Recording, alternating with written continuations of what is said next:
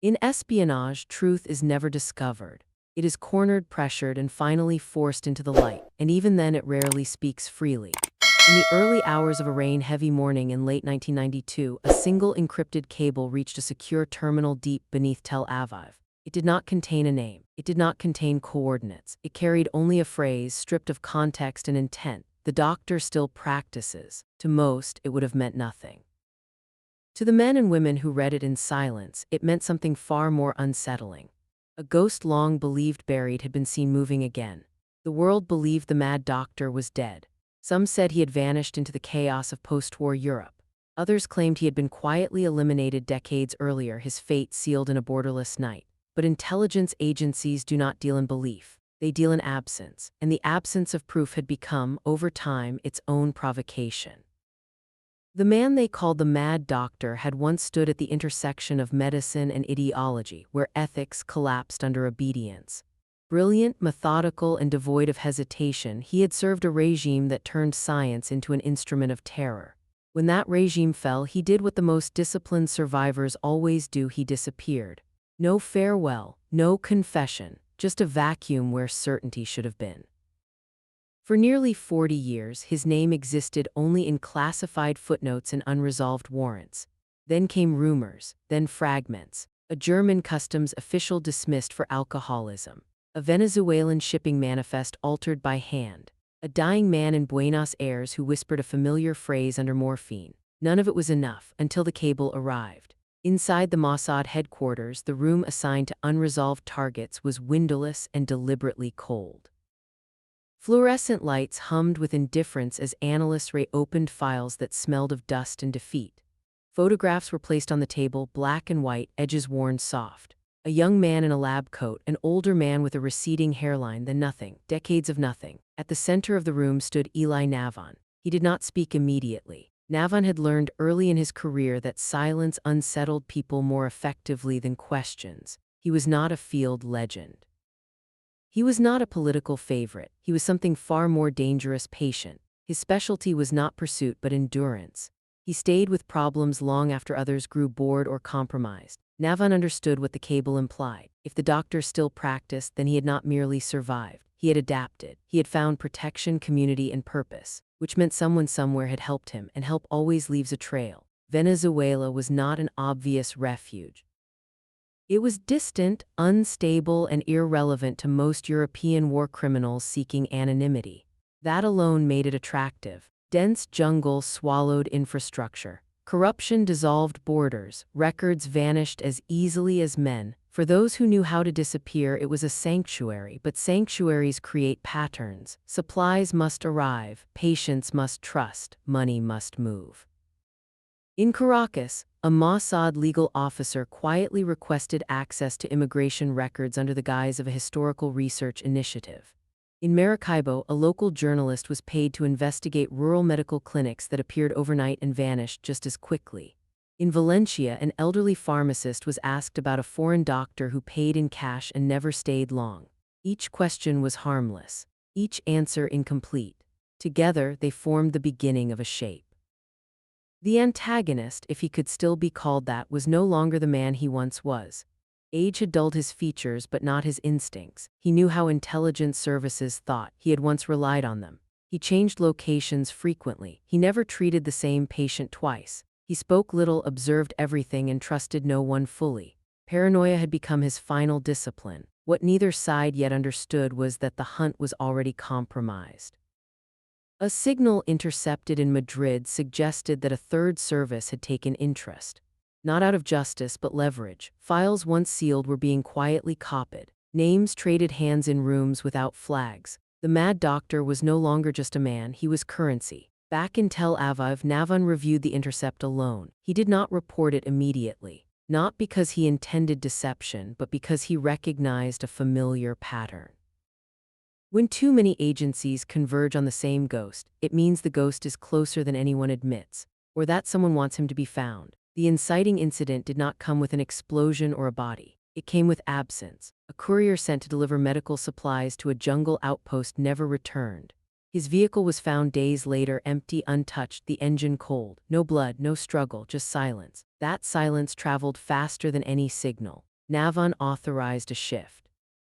What had been a long-term archival investigation became an active operation. Resources were reassigned, old favors called in. The Mad Doctor was no longer a myth to be debated. He was a target to be confirmed. Late that night, as rain struck the concrete roof above Mossad headquarters, Navon stood alone at the operations board. A single red marker was placed over northern Venezuela. It was not a declaration. It was an invitation to risk, to exposure, to consequence. Somewhere deep in the jungle, a man who had spent his life dissecting others paused, sensing something he could not see. The air had changed. The silence had weight. The hunt had begun. In intelligence work, the most dangerous moment is not discovery, it is adjustment. When a hunted man realizes he is being watched, he does not run. He studies the watchers. Northern Venezuela did not announce itself as hostile terrain. It absorbed intruders quietly. Jungle swallowed sound, distorted distance, and rendered technology unreliable. Radios failed without warning. Vehicles rusted in weeks. Maps lied. For Mossad planners accustomed to cities, borders, and airports, this was not an environment, it was a void. Navon understood this immediately, which is why he did not send commandos, not yet. Instead, he sent patterns. In Caracas, an Israeli commercial attaché extended his stay without explanation.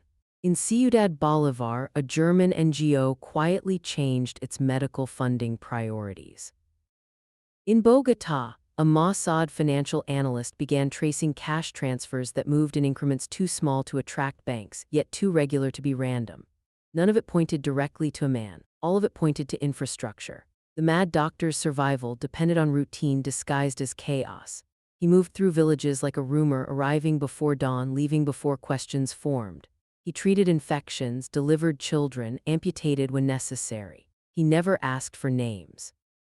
He accepted payment in food, gold, dust, sometimes nothing at all. Gratitude was dangerous, memory was worse, but even ghosts cast reflections. A Venezuelan nurse, recruited unknowingly, began reporting the same anomaly from 3 separate regions. Surgical procedures performed with techniques no local school taught. Incisions precise. Sutures obsolete. Methods frozen in time. Medicine from another war. Back in Tel Aviv, the room grew quieter as analysts leaned closer to their screens.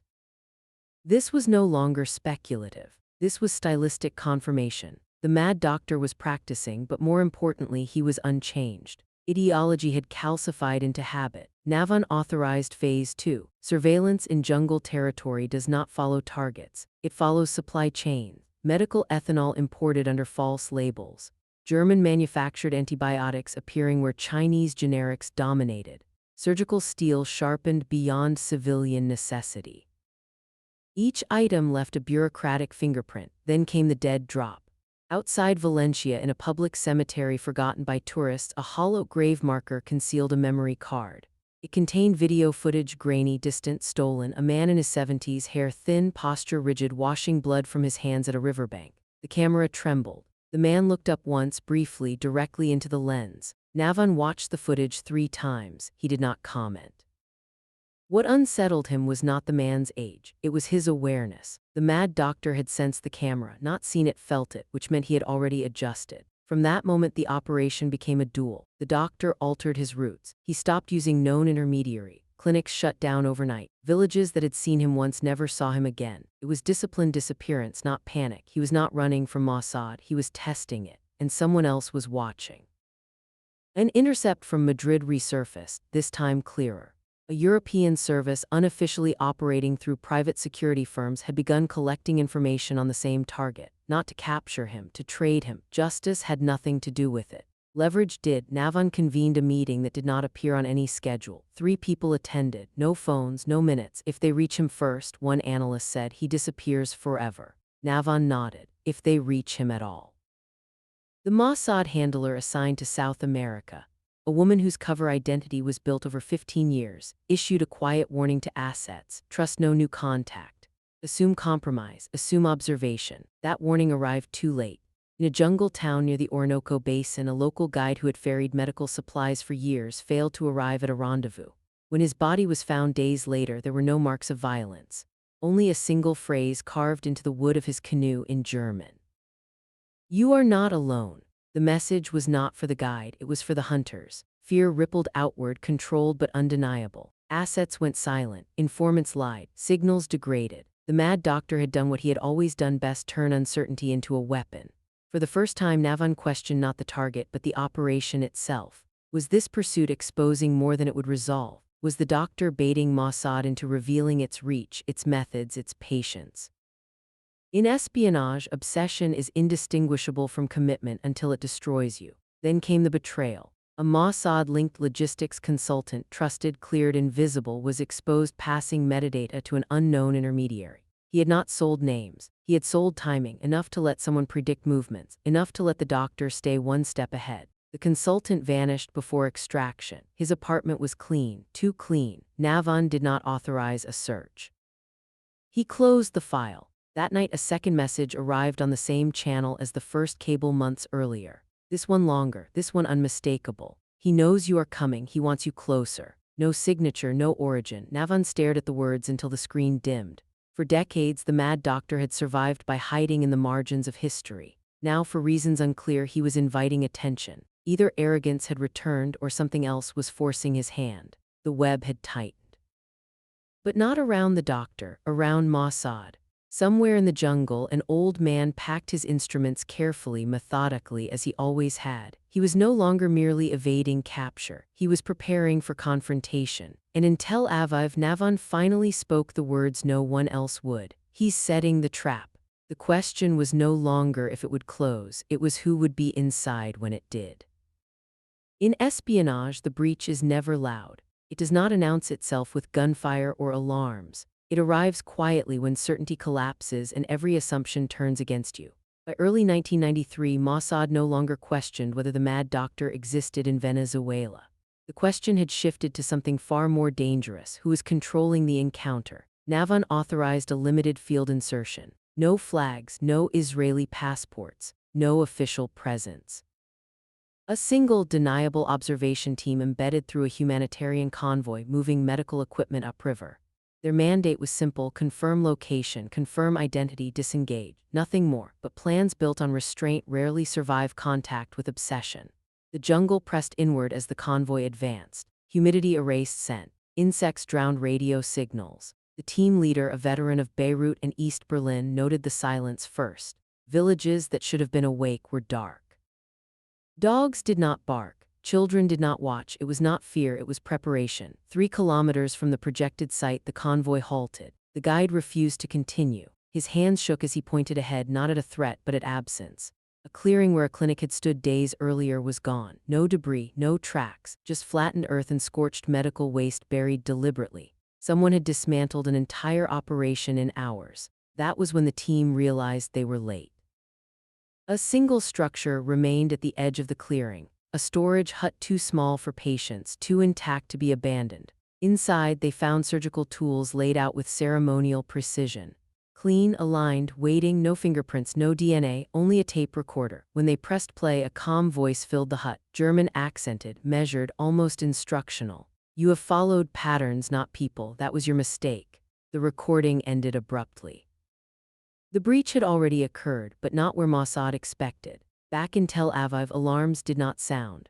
Navon was alerted quietly, the way catastrophic intelligence always is. He listened to the recording without expression. Then he requested every intercept from the past 6 weeks, regardless of relevance. The pattern emerged slowly, brutally.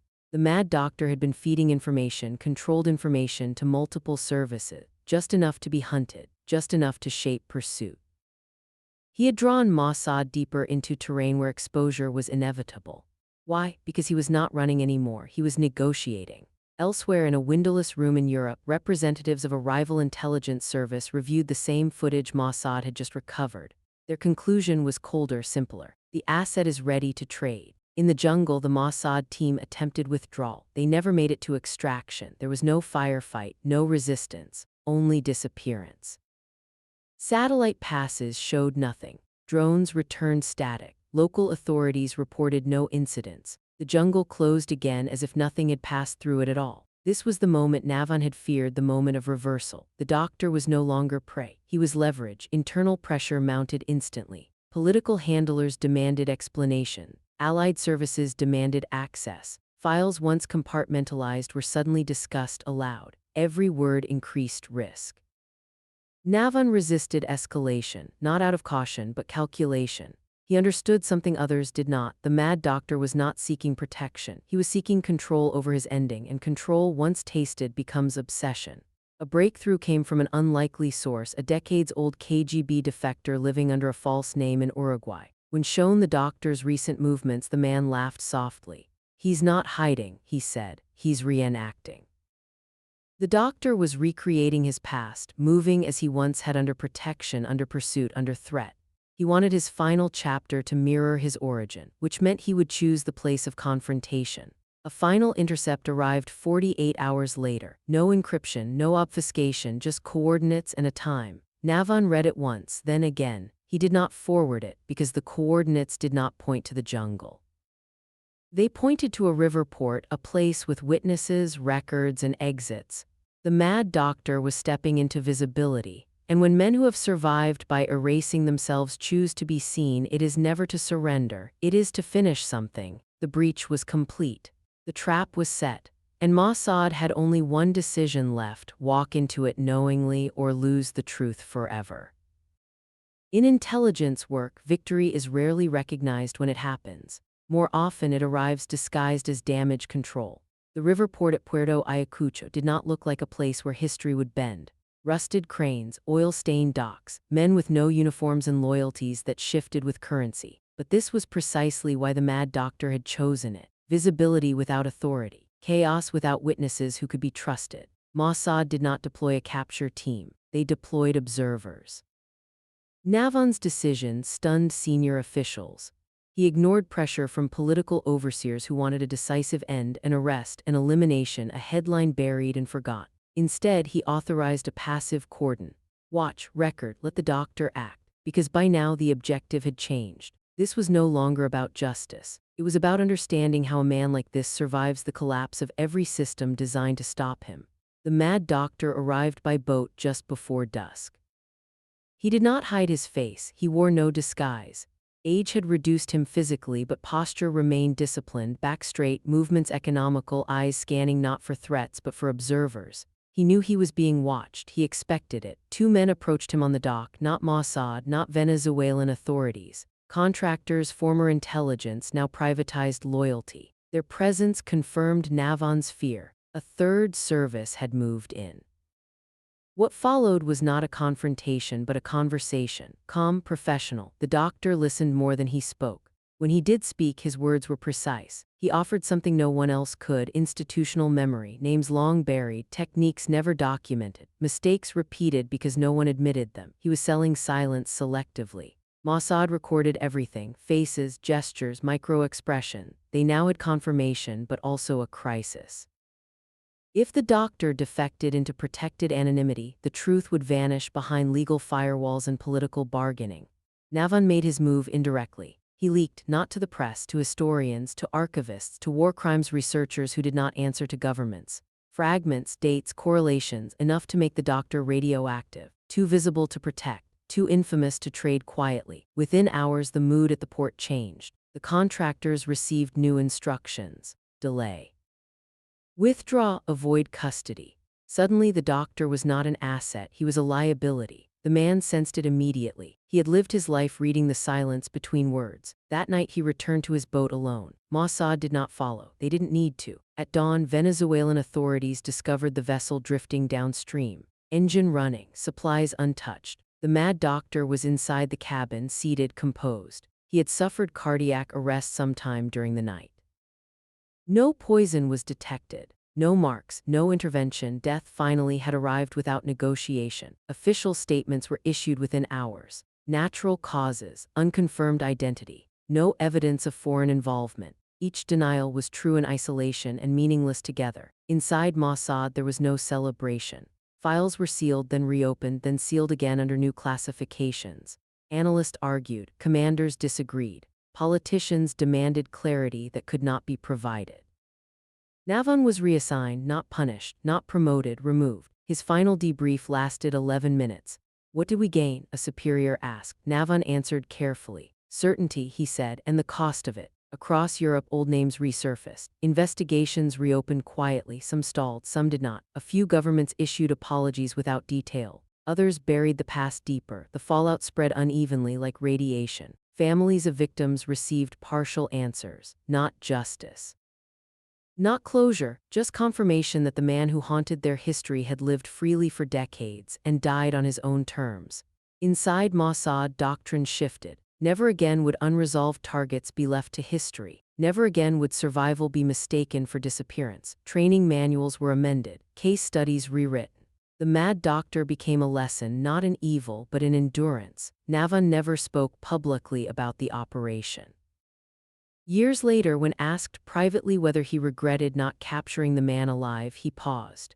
In this world, he said, some men are more dangerous as symbols than as prisoners.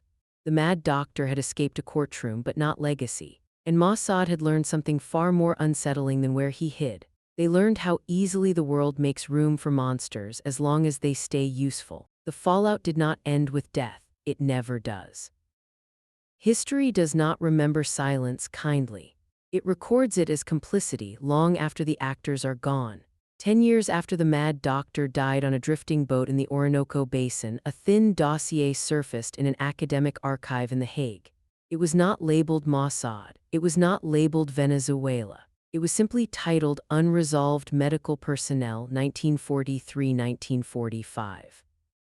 Inside were fragments. Shipping records, altered passports, testimonies from villages that no longer existed, and one grainy photograph of an old man washing his hands in a river.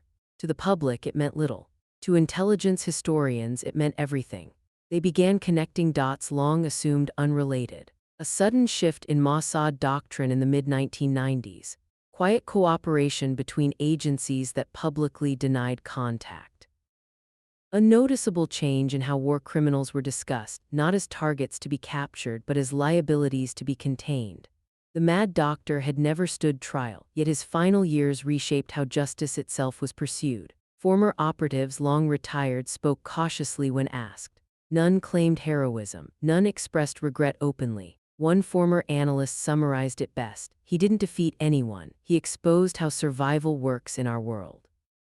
In training rooms across Tel Aviv, a single case study replaced dozens of theoretical lessons. It described a man who outlived regimes, ideologies, and borders, not because he was protected, but because he was useful. And when usefulness ended, so did protection. Navon's name appeared only once in the declassified material. No rank, no commendation, just a margin note, advocated non-kinetic resolution. He lived the rest of his life quietly, no interviews, no memoirs. When asked by a student years later what the operation taught him, he answered without hesitation. Loyalty isn't devotion, he said. It's discipline, and discipline ends where obsession begins. The mad doctor became a ghost of a different kind, invoked in policy debates, intelligence ethics seminars, and internal warnings. Not as a villain to be hunted, but as a reminder of what happens when systems prioritize utility over accountability.